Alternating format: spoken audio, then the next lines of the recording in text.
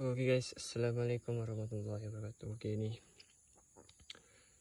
cara-cara korang nak ambil batu untuk mendulang kat rumah guys. Tak payah besar-besar, ambil yang macam ni je guys.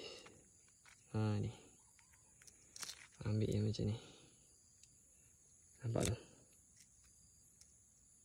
Ada urat kecil tu, ambil. Ni aku baru pecahkan ni, nampak kuning-kuning tu. Cara dia, korang kena hancurkan, bawa balik rumah dulu, hancurkan.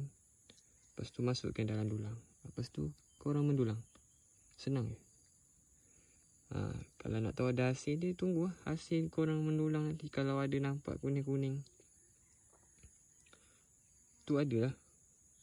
Kalau korang ada nampak kuning-kuning dalam dulang korang tu, maknanya ada lah. Ni contoh batu yang patut korang ambil, bawa balik. Ni nak bawa balik, baca bismillah. Bismillah 5 cukup. Tak payah minta tok nenek moyang bagai apa semua. Bismillah 5, minta pada Allah, jangan minta pada makhluk. Dengar. Okey, ni contoh batu-batu putih ni. Ni batu kuasa ni.